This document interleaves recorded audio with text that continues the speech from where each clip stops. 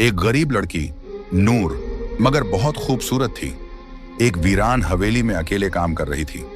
उस हवेली में एक जिन्न कई 100 साल से किसी खूबसूरत लड़की की तलाश में था। जिन्न ने नूर को दौलत का लालच दिया और उसकी मोहब्बत में सब कुछ भूल बैठा। जो उसने उस मासूम लड़की के साथ किया, उसे देखकर आपकी रूह कांप जाएगी। ये कहानी है नूराबाद के एक पुराने मिट्टी के घर में रहने वाली नूर की जिंदगी किसी परी जैसी नहीं थी। उसके चेहरे पर मासूमियत और आंखों में रोशनी तो थी, लेकिन हालात ने उसकी मुस्कुराहट चुरा ली थी। उसका हर दिन एक जद्दोजहद था। बीमार माँ की देखभाल, खाली बर्तन, टूटी हुई छत और दिल में पलती उम्मीद की लौ। नूर की माँ फातिमा बीबी एक नेक दिल औरत थी, मगर पिछले 4 सालों से बीमार बिस्तर पर पड़ी थी। शरीर जर्जर, दवा के पैसे नहीं और कोई करीबी रिश्तेदार पास भी नहीं आता था। घर के खर्च का कोई जरिया नहीं था। कई रातें यूं ही भूखे पेट गुजर जाती, मगर नूर कभी भी अपने रब से शिकवा न करती।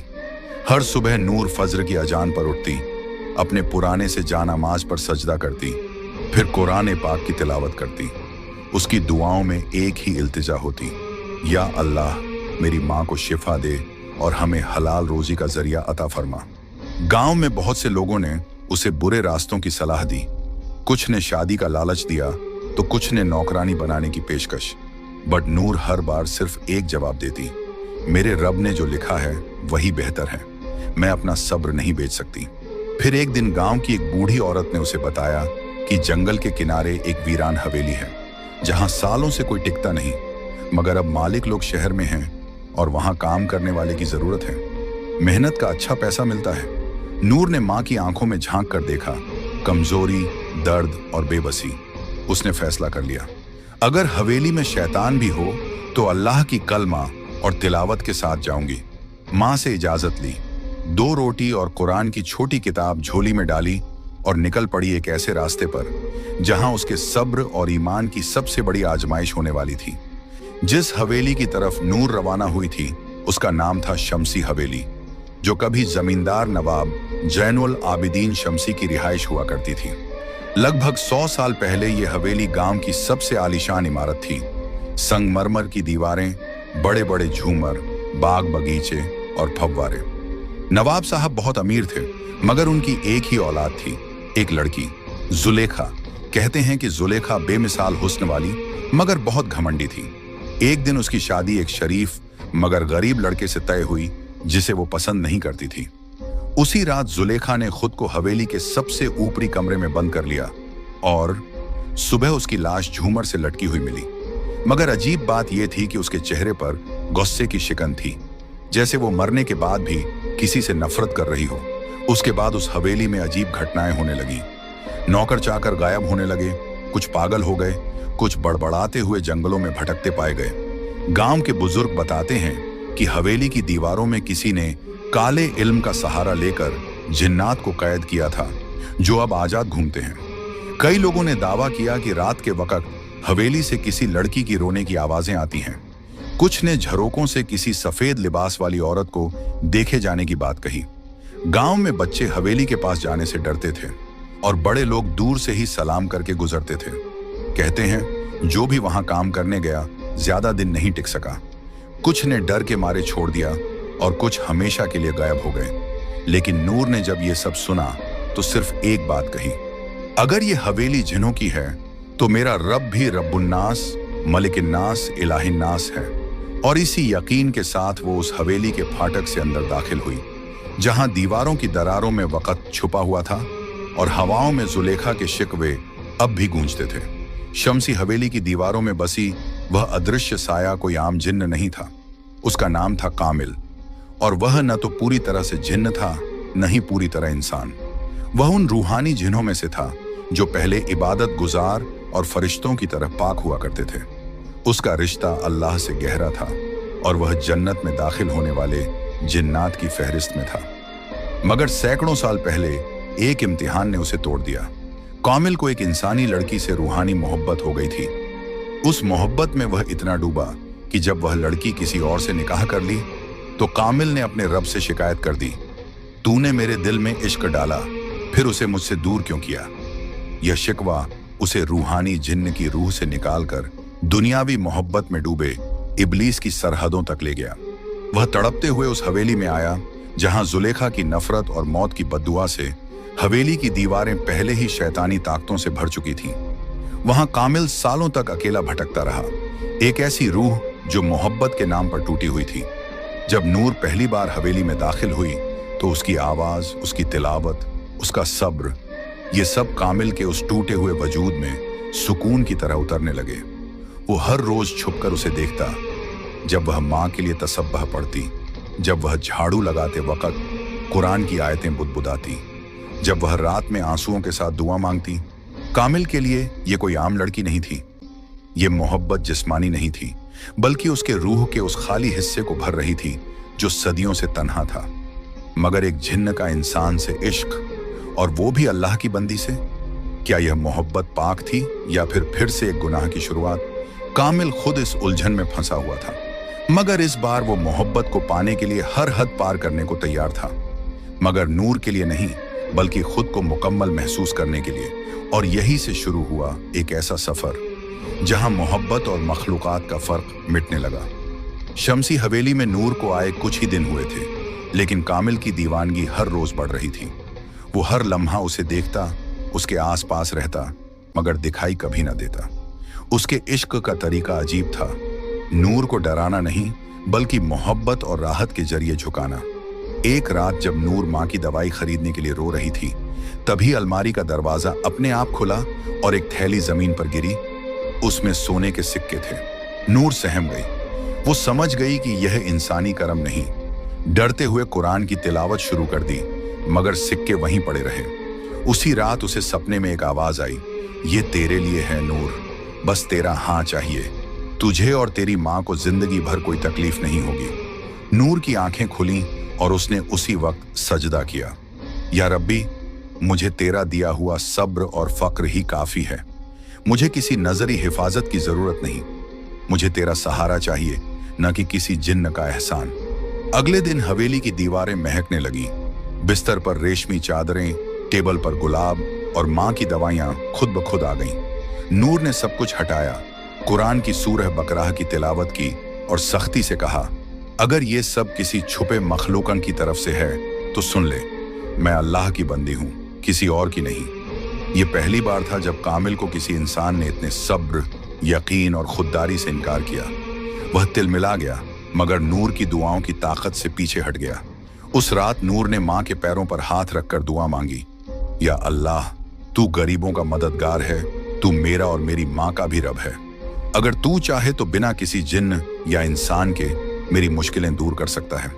अगली सुबह गांव के एक भले इंसान हाफिज इब्राहिम साहब अचानक हवेली आए और बोले, बेटी, दिल में अजीब खिंचाव महसूस हुआ। लगा कि किसी पाक रूह को मदद की जरूरत है। नूर की आंखों में आंसू आ गए। कामिल देख रहा था और अब उसकी मोहब्बत को एक नई चुनौती मिल चुकी थी, नूर का अल्लाह पर अटूट यकीन। हाफिज इब्राहिम जब हवेली पहुंचे तो नूर ने उन्हें पूरी बात बताई।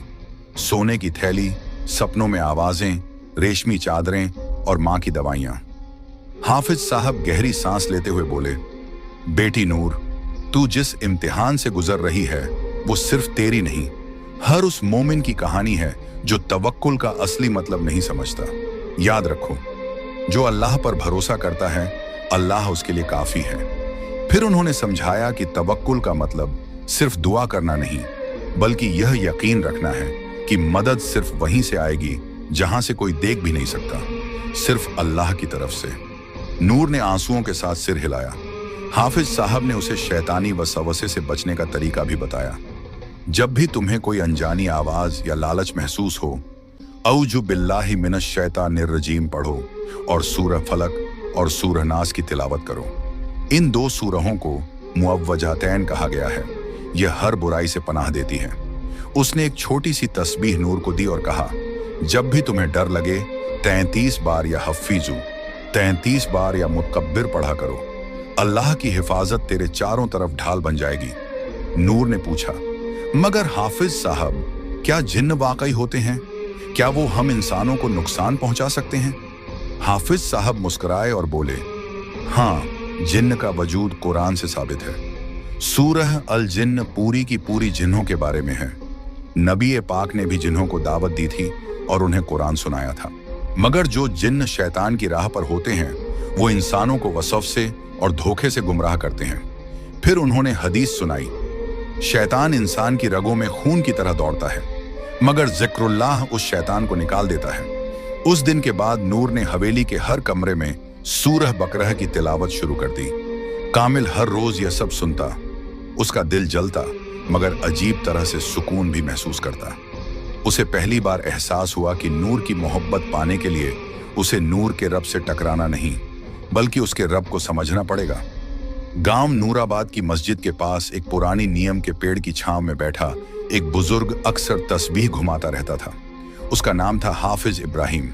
उम्र 65 साल, मगर आंखों में रोशनी और दिल में वो जज्बा था जो जवानों को भी मात दे दे। गांव में कोई बीमार हो, किसी को फातिहा पढ़वानी हो, किसी के बच्चे की तालीम की बात हो, लोग सबसे पहले हाफिज साहब को याद करते।